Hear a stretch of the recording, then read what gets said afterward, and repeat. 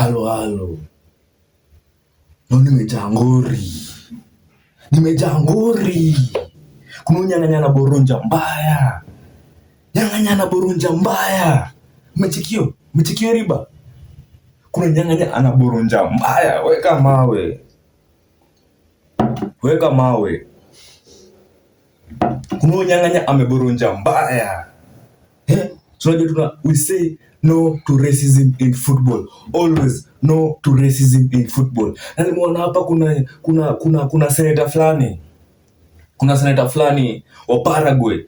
This Paraguayan senator Celeste said this. I want to quote her. This is what that woman said, and this is what Celeste said after that France-Paraguay game. This is what he's saying about Mbappe. Is addressing Mbappe. She's addressing Mbappe here. This brute hasn't even learned to write. Instead of breast milk, he grew up sucking on coconuts, and the most educated creatures he ever had were chimpanzees. You should have given him the middle finger. Orlando Gil is the keeper for Paraguay. A colonized Cameroonian pretending to be French, resentful, newly rich, arrogant, and ugly.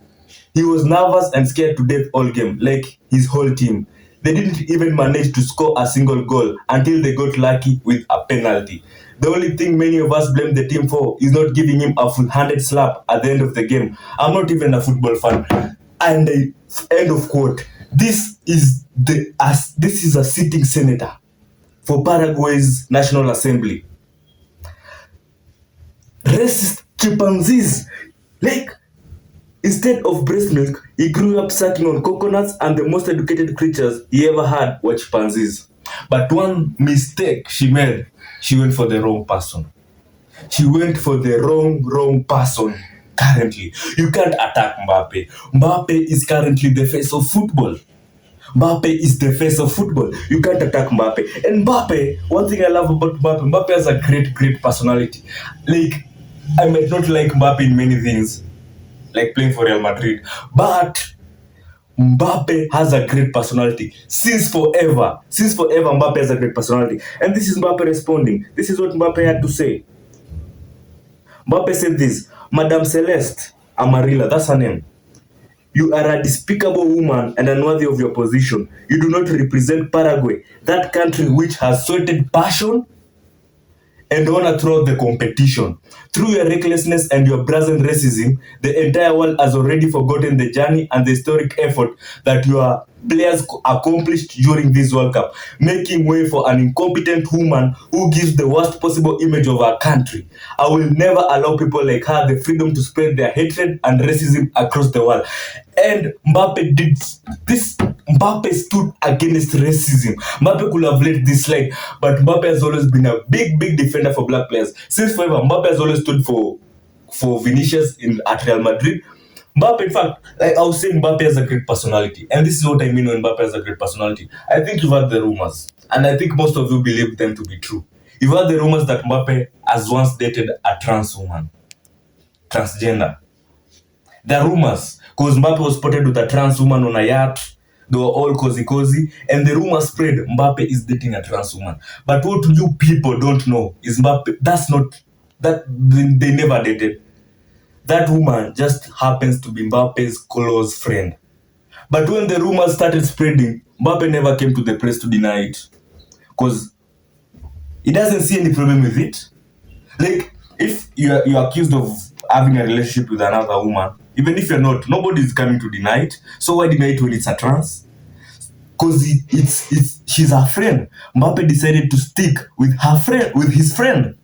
Mbappe is too good. So Mbappe has a great, like we might dictate Mbappe. We see all the memes. Mbappe is hated for no reason. Honestly speaking, Mbappe is like, what do you mean somebody is giving you guaranteed 40 goals a season and you're there bashing them every season? What more do people want? Like, Messi doesn't press at Argentina currently, but he scores goals. Do you see people complaining? But when Mbappe does it at Real Madrid and they lose, does Mbappe do track back all the time at France?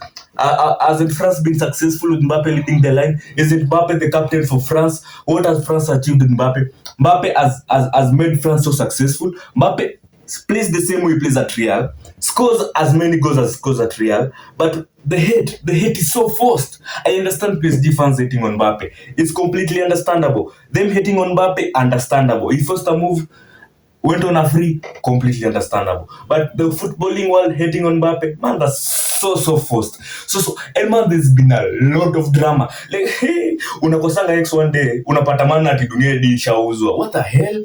Like, I'm moving there and I'm finding, like, so Balogun got red carded in the Bosnia USA game. Balogun got red carded, clear, direct red card. Guess what happened? Trump makes a phone call to Infantino, and the red card gets rescinded.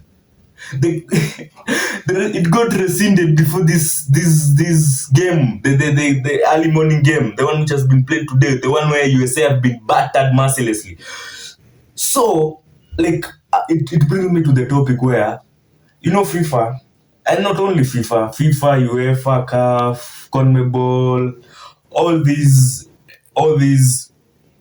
footballing bodies, they're always like, no politics in football. No politics in football, we only play football. But if there's anything that has been politicized, is football. I'm telling you, there's no organization.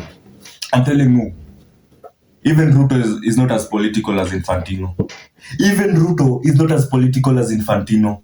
Infantino is the most political FIFA. Do you know me saying this? Me saying Infantino is the most political FIFA president in history. She will blow your mind considering FIFA has had Sepp Blatter as its president. Do you know the level of corruption Sepp Blatter allowed at FIFA? Sepp Blatter was so corrupt, but mind you, he seems an angel compared to Infantino. Infantino has allowed. What was Trump doing in Chelsea's celebrations at Club World Cup last year? What was Trump doing there? Trump was in our team photo, man. Trump was on the team photos lifting the trophy. That has never happened before. Trump will be in the celebration of lifting the trophy of this World Cup. Let alone that. That's a minor issue. So, each year, annually, FIFA has a peace prize. FIFA Peace Prize. And it's awarded to people promoting peace, as in Peace Prize. Guess what? Guess who won the FIFA Peace Prize for this year? Guess who won? Just make a wild guess. Oh, I know. Same answer. Trump. Trump won it. Guess what Trump did like a month or 2 months after he got it? He attacked Iran. Guess what FIFA's done? Nothing. Guess what Infantino said about it? Nothing. You see, with all these things happening, you see the red card getting rescinded. Man, if that happened at an AFCON, my lord. Oh, Africans are not taking their football seriously. What's this happening? Like, you remember when the hit we got for like the hit CAF got for the, obviously also that. I'm saying football has been so political. This is even more points. Why was CAF awarding Morocco the like whether, say, this is what the FIFA rule book says. You see, you should never walk out of a game the way Senegal did in that final. Senegal walked out during a game. According to FIFA's rule book, the referee has the authority to end the game, and which will mean Senegal have forfeited the game and Morocco will win the game 3-0, and they get automatically crowned the champions. But guess what the book says? Then this is what the book clarifies the rules. It's upon the referee. If the referee decides to end the game and award the victory to the other team, then that's it. But if the referee allows the game to continue, which he did, in fact, even the penalty was taken, that game continues as it is. What do you mean you're giving someone a trophy after the game, like 2 months after? What's this? Why has football gotten so political? Why has football gotten so political? Like, football has gotten to a level where it's like, it's even fixed in some ways. Like, these things are getting fixed in a way. Like, Infantino is beyond corrupt, man. This is beyond corruption. What do you mean a red card is being rescinded? Like, at the FIFA disciplinary committee is independent, you did what it did. Like, yeah, yes, like, let me read some things I saw about that story. Because that story had me pissed so much. Because if this happened in an African continent, they will never stop talking. So here is Infantino's position on the red card. I have seen the public comments regarding the decision of the independent FIFA disciplinary committee related to the suspension of Folarin Balogun, and I would like to reiterate a fundamental principle of FIFA's governance. FIFA's judicial bodies are independent. They operate autonomously, apply the FIFA disciplinary code, and decide cases based on the applicable regulations and the specific facts before them. The independence is essential to the credibility and integrity of football, and this must always be respected. Yes, I regularly discuss matters related to FIFA World Cup with the President of the United States. And on this matter, I did receive a call from President Donald Trump, just as I received calls from heads of state, government officials, football stakeholders, and business executives from around the world on many different issues. During our conversation, I explained that there was an ongoing legal process involving FIFA's independent judicial bodies, and the case will be decided in due course by the competent bodies. That is how FIFA's system works, and it is a principle that I will always uphold. This is gibberish. Why am I reading this thing? Oh, fuck. Why am I reading? So, this is the exact same thing Patrice Motsepe, or whatever his name is, the CAF president, said after the whatever committee awarded the trophy to Morocco. Like, it's like Ruto being like, that tender of Talanta Stadium is beyond me. All that corruption happening there, I have no control. I don't know whatever is happening there. Bro, come on. So, this is what's happening here. So, man, the corruption is so blatant. So I want to play a recording. it's a because this is the funniest thing I saw yesterday. It's Trump talking about the game, the Belgium USA game. Man, Trump is the most honest politician in history. Like, I know I've gotten political, but Trump is the most honest politician in history, and is the funniest nigga alive. So here's Trump talking. Okay, here's Trump. What? Net imepotea. So I'll play the recording of FIFA of Trump maybe later on. It seems my internet is out currently, as in the since there's a problem with the router. So I can't play the recording, but it's funny. I need you guys to hear what Trump was saying. So enough of the ranting, because I've ranted for, I don't know, 15 minutes or something. So yesterday there were some games that were played. Portugal, Spain, the blockbuster. Spain won. Vamos. Spain cruising to the quarterfinals. This is the first time Spain have reached the quarterfinals since the 2010 World Cup, the year which they won it too. So maybe we can be hopeful. So also USA were thrashed with Balogun in the game. They were thrashed for one. They were beaten by a host Belgium for one. They were dog-walked by a host Belgium. And Lukaku scored, which reinforces my point, my earlier point. Lukaku is a bigger Belgium legend than KDB. I'll always say that. I stand by that. I say if you feel I'm lying, come with numbers. I'm talking about Belgium national career, not club career. So those were the games that were played yesterday. I don't have much to say about the games played yesterday. We saw Arsenal fans, Merino got on the score sheet. Super sub got Spain to the quarters. And also, I saw Portugal after the game. Robert Martinez was fired. They've already hired a new coach, Jorge Jesus. He has Jorge Jesus. Jorge Jesus. Is that how it's pronounced? I'm not Portuguese. I'm not whatever this name is. I'm not Portuguese. Jorge Jesus. And I want to read you the 11 that beat USA for one. The first 11 for Belgium. So at the post was Couture, top class, world class. Ngoy, I don't like. Maybe I'm ignorant. I don't know who Ngoy is. Michel, wow. The keeper, we know the keeper from Brighton, proper player. Then there's Castagne, we know Castagne also. Onana, Amadou Onana, Tillemans, Yuri, this guy caused me pain once. I won't forget this game my whole life. This guy scored a bang against Chelsea in the final of FA. I don't know, was it in 2020? I think. I will never forget this guy. Then there was Luke Bacchio, Raskin, Trossard, and De Ketelere. So man, this team is average. This team is average. That's so they battered US.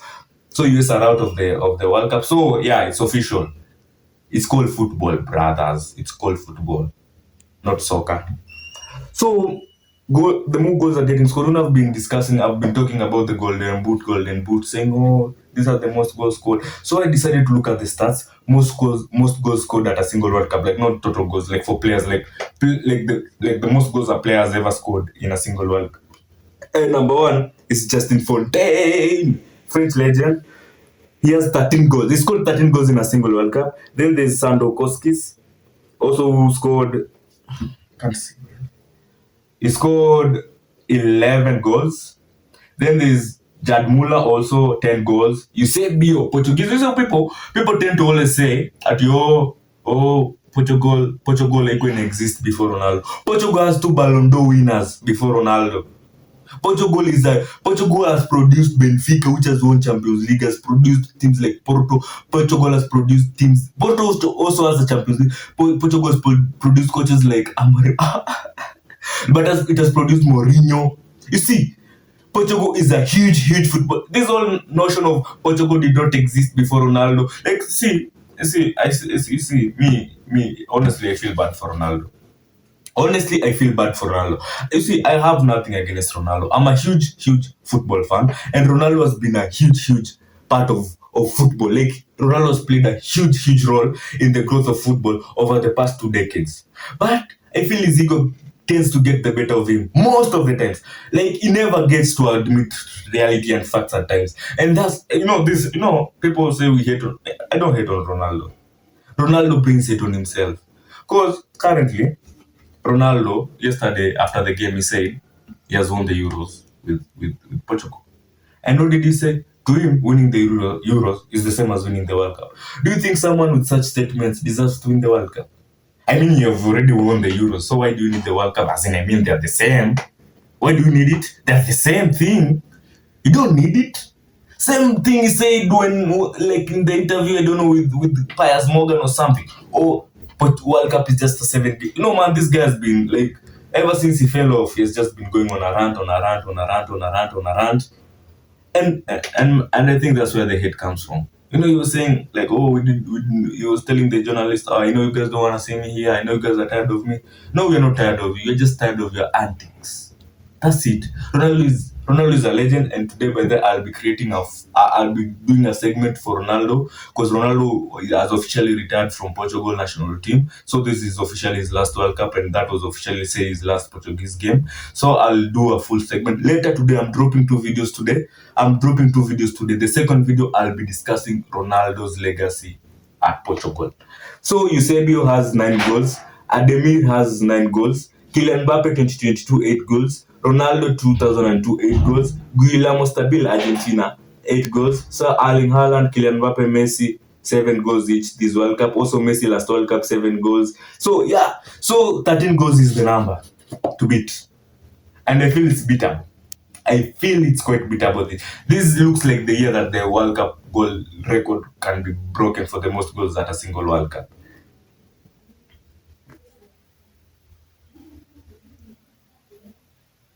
Okay, so yeah, that one we discussed that. So even the red card for Balogun getting rescinded led to England also appealing for the Kwanzaa. Was it Kwanzaa? Is it Kwanzaa? The Kwanzaa red card also. England were appealing because they're like, what? Why can't we also appeal this? Yeah, because it seems anybody can appeal all of these. And also today's games. So today we have some. Today, so there's Morocco, France. At what time is Morocco, France? Morocco will be playing France today. and that is it's a repeat of the 2022 semi-final, and I feel that is a huge game. It will be super massive, that game, like, it will be close. It will be close. I feel a 2-1. I smell a 2-1 in favor of France. Like, I'm pro African. I want Morocco to win, but I feel France will edge them 2-1, or it might go to shootouts. And if it goes to shootouts, Morocco will win this time. So yeah, that's it for today. I did not have a lot to say, honestly. I just wanted to get this out of my chest, like the racism, everything that has been happening in football. I wanted to play you that clip for Trump. I think I'll play it later on. Like, this is what Trump was basically saying in the clip. Trump was saying, we will win the game. And if we don't, we've been robbed. Like, he was robbed in 2022. He claims he was robbed in 2022 election, in 2020 election, that is. He claimed he was robbed. So he's like, if USA loses that game, which they lost, they have been robbed as he was. So USA were robbed yesterday. 4 goals scored. Like, they were not supposed. So I feel USA might still appeal and win that game. USA are not out of the World Cup completely. USA might still win that game. You see, it's all about mentality here. It's all about mentality. They're not out of the World Cup yet. Mentality wins all the time. So I feel I've done a scoop of what has been happening, has happened. Right now games are less. Like, we're in the business, like, we're getting at the business end of the World Cup, so games are less. So I feel like after the Portugal Spain game, which was obviously the biggest game we have so far, I feel the Morocco France game is the second biggest game we're having so far. So this is going to be that's a must watch game. You can't miss that game for anything. It's a must watch game. Be there. And I appreciate the support. I appreciate, like, keep sharing, keep liking, keep viewing. Let's do this. Let's grow the account. Let's grow the target is hitting 1,000 subs. I hope we do this as soon as we can. And I appreciate the love. I appreciate the support. Thank you so much. Ciao.